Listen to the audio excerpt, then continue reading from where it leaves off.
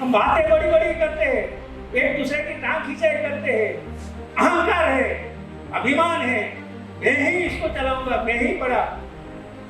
ये अहंकार को मारना होगा मिशन की। कुछ लोग आज प्रचार करते हैं कि आज संविधान खतरे में। अरे संविधान खतरे में है ऐसा प्रचार ब्राह्मणवादी लोग कर रहे हैं और हमारे लोग उसका प्रचार करके समाज में डर निर्माण करना चाहते हैं। जब 92 में दिसंबर 92 में बाबरी मस्जिद गिराई गई और बाबरी मस्जिद गिराने के बाद इलाहाबाद में इन साधु संतों ने मिलकर धर्म संसद बुलाई थी और वहां नया संविधान बनाया था 92 का। और ये तब वो बोले थे कि हम भारत में हिंदू राष्ट्र बनाए। कितना साल हो गया, क्यों नहीं बनाते? जब 92 में बाबरी मस्जिद गिराई और पूरे भारत के अंदर खलबली मचा दी थी और नाच किया था, लेकिन उसी समय में 93 में जब उत्तर प्रदेश के चुनाव हुए, उस चुनाव में इस आरएसएस, इस हिंदू परिषद और सभी को गो की खानी मिली और उत्तर प्रदेश में एचपी की गवर्नमेंट बनी थी। ये इतिहास हमें यह सोचना चाहिए, समझना चाहिए कि अगर हमको बाबा साहब ने कुछ दिया है, महात्मा फुले ने कुछ दिया है, तो जो दिया है उसका हमको सोसाइटी का मतलब क्या है कि हमने पैसा दे दिया बस खत्म मामला हो गया? क्या पैसे से कुछ चलेगा, चलने वाला है?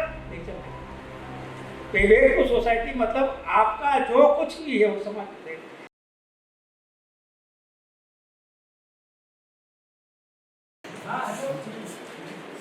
साथियों, आपसेप का 25वां राज्य अधिवेशन आज दिल्ली में आयोजित हुआ है। इस अधिवेशन में मैं समझता हूँ और मानता हूँ कि इंटेलेक्चुअल लोग आए और इंटेलेक्चुअल लोग भीड़ के साथ नहीं आते, भीड़ से अलग होते हैं और वामसेप संगठन भीड़ इकट्ठा नहीं करती है। जिन लोगों ने वामसेप को समझा है, जिन लोगों ने वामसेप को देखा है, जिन लोगों ने वामसेप में काम किया है, क्या वो लोग वामसेप को अच्छी तरह से जानते हैं?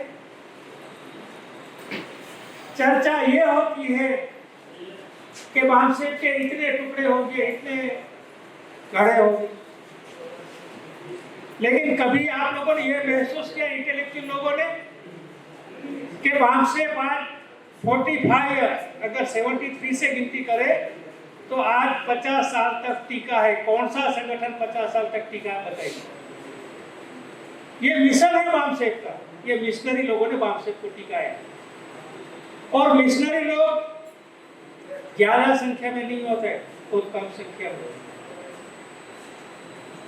और वही मिशनरी लोगों ने ये संगठन को यहां तक पहुंचाया। इस मिशन को, इस संगठन को यहां तक पहुंचाने में चाहे आप लोगों की दृष्टि में तोड़फोड़ बोला जाए, उसमें जिन लोगों ने जो हिस्सा लेके इस मिशन को बचाया है और यहां तक पहुंचाया है, ऐसे नींव के पत्थर आपको बहुत कम मिलेगी, बहुत कम। इस देश में कौन सी व्यवस्था से आप बात करते हैं? इस देश के अंदर दो व्यवस्था चल रही है। एक है सामाजिक व्यवस्था जो जाति के आधार पर टिकी है और दूसरी व्यवस्था है जो सरकारी गवर्नमेंट की व्यवस्था। अब जाति के आधार पर जो व्यवस्था टिकी है, उस जाति में क्रमिक असमानता होने के नाते कभी भाईचारा निर्माण नहीं हुआ। बाबा साहब अम्बेडकर ने आपको वोट का अधिकार नहीं दिया, लेकिन क्या वोट का अधिकार बाबा साहब ने मांगने के लिए दिया था? बाबा साहब ने वोट का अधिकार कमांड करने के लिए दिया था। जब वामसेप की नींव रखी गई थी, सोशल मूवमेंट के संदर्भ में रखी थी, और जैसे जैसे समाज में जागृति निर्माण हुई, उस जागृति के प्रभाव के संदर्भ में अगर उस समय में कांशीराम साहब ने बहुजन समाज पार्टी निर्माण नहीं की होती और सिर्फ भामसे करते रहे होते, तो जो जागरूक हुए लोग कहाँ भटकते, उसको विकल्प चाहिए था, वो विकल्प दिया। जब कांशीराम साहब ने बहुजन समाज पार्टी के नाम से विकल्प दिया, तो भामसे एम्प्लॉइज का ऑर्गेनाइजेशन था और एम्प्लॉय राजनीति नहीं कर सकता है। इसलिए कांशीराम साहब ने उन लोगों को बोला कि जिसको मेरे साथ राजनीति में आना है वो आ सकते हैं, जिसको राजनीति में नहीं आना वो भामसे का काम कर सकते हैं। एम्प्लॉय राजनीति नहीं कर सकता है, इसलिए एम्प्लॉय ने सोचा कि हम लोग गैर राजनीतिक जड़े को मजबूत करने का काम करेंगे। जो भामसे, क्या हम लोग गैर राजनीतिक जड़े अब तक मजबूत कर सके? जिस समय में हम लोगों ने भामसे के माध्यम से जो गैर राजनीतिक जड़ें मजबूत की थी, उस गैर राजनीतिक जड़ों का फल हम लोगों को मिला था और फायदा भी हुआ था। लेकिन ये ब्राह्मणवादी ताकतों ने इस गैर राजनीतिक जड़ को खत्म करने का काम किया। हम मानते हैं कि कुछ गलतियां संगठन को चलाने वाले लोगों से हो सकता है, लेकिन इसका मतलब यह नहीं होता कि संगठन खराब है। क्या कभी आपने ब्राह्मण के मुंह से सुना है कि वो आरएसएस का कभी गाली देगा, आरएसएस के विरुद्ध में बोलेगा? सुना है कभी आप लोगों ने? नहीं सुना। तो ये भामसे भी आज 50 साल से टिका है, लेकिन हमारे लोग उसका विरोध करते हैं, इंटेलेक्चुअल लोग विरोध करते हैं। और यही बोलते हैं कि आरएसएस ये करता है, आरएसएस वो करता है। आरएसएस को आज 100 साल पूरे होने जा रहा है, और भामसे को कितना साल? 50 साल। 50 साल में जो भामसे में जो अचीवमेंट किया है, वो अचीवमेंट 50 साल में आरएसएस नहीं कर सका। जिन लोगों को समझदारी है, जो इंटेलेक्चुअल लोग हैं, वो इसका हिसाब लगा सकते हैं, अनपढ़ लोग नहीं लगा सकते। क्या कभी हम लोगों ने ये लगाया है कि उस 50 साल के पीरियड में आरएसएस कहाँ था और आज 50 साल में भामसे कहाँ? जिसकी राजनीति 100% चालू है, चाहे कांग्रेस हो, चाहे भाजपा हो, चाहे कम्युनिस्ट हो, चाहे कोई भी सरकार हो, सभी में आरएसएस के लोग बैठे, सभी में बैठे, बिजनेसमैन में बैठे, हर जगह पे उसका आदमी बैठे होते हुए भी क्या वो चाहे वैसा इस देश में कर सकता है? नहीं कर सकता। क्या कारण? कुछ लोग आज प्रचार करते हैं कि आज संविधान खतरे में। अरे संविधान खतरे में है, ऐसा प्रचार ब्राह्मणवादी लोग कर रहे हैं, और हमारे लोग उसका प्रचार करके समाज में डर निर्माण करना चाहते हैं।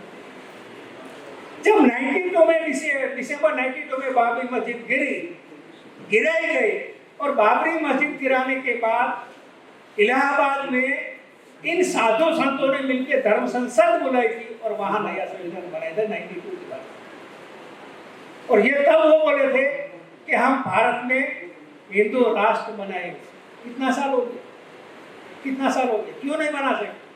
जब 92 में बाबरी मस्जिद गिराई और पूरे भारत के अंदर खलबली मचा दी थी और नंगा नाच किया था, लेकिन उसी समय में 93 में जब उत्तर प्रदेश के चुनाव हुए, उस चुनाव में इस आरएसएस, इस हिंदू परिषद और सभी को मुंह की खानी मिली, और उत्तर प्रदेश में एसपी बीएसपी की गवर्नमेंट बनी थी। ये इतिहास कैसे बन सकती है वो एसपी बीएसपी की सरकार?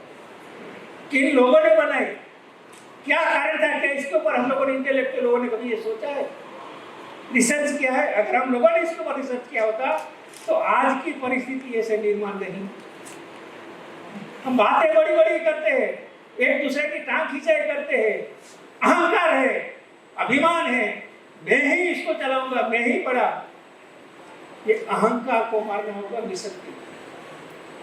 मिशन में अहंकार नहीं होता है, लेकिन कुछ अहंकारी लोगों ने इस मिशन को कमीशन में बदली कर दिया। इसलिए आज हम लोगों को धोखेबाजी का सामना करना पड़ा। साथियों, मैं आप लोगों का ज्यादा वक्त नहीं लूंगा। मैं आपको एक ही सवाल पूछना चाहता हूँ, क्या हमें मिशन बढ़ाना है कि आंदोलन बढ़ाना है?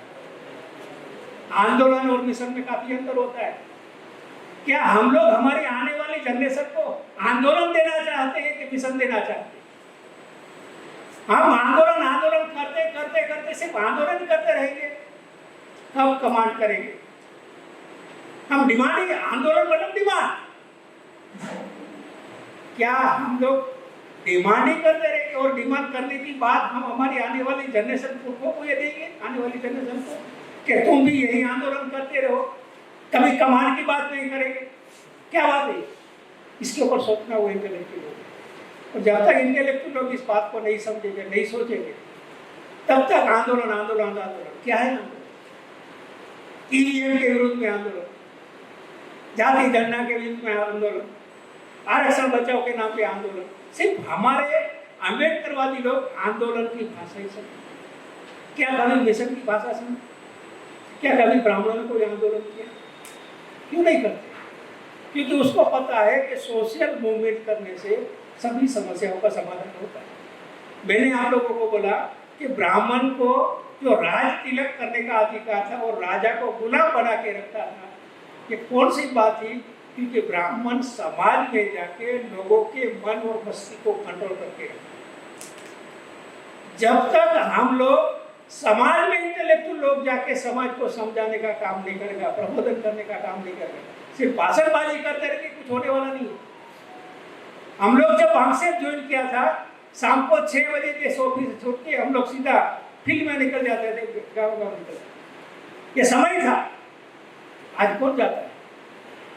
कोई जाता है? 2-2 घंटा 3 दिन, रात को 10 बजे 11 बजे आते। तभी ये मूवमेंट, ये आंदोलन यहाँ तक पहुँचा है कि आज ऐसा हमारा इंटेलेक्चुअल ये कर रहे। हमें यह सोचना चाहिए, समझना चाहिए कि अगर हमको बाबा साहब ने कुछ दिया है, महात्मा फुले ने कुछ दिया है, तो जो दिया है उसका हमको रिटर्न करना है। पे टू सोसाइटी। पे टू सोसाइटी का मतलब क्या है? कि हमने पैसा दे दिया, बस खत्म, मामला हो गया। क्या पैसे से कुछ चलेगा? चलने वाला नहीं चलेगा। पे टू सोसाइटी मतलब आपका जो कुछ भी है वो समाज में देगा। आपके पास ज्ञान है, आपका पास बुद्धि है, आप घर में बैठे रहेंगे, मर जाओगे, खत्म।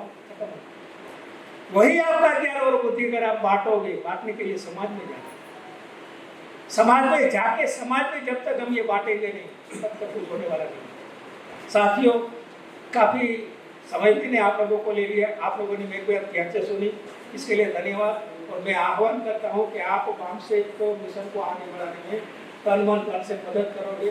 धन्यवाद। जय मूल निवासी।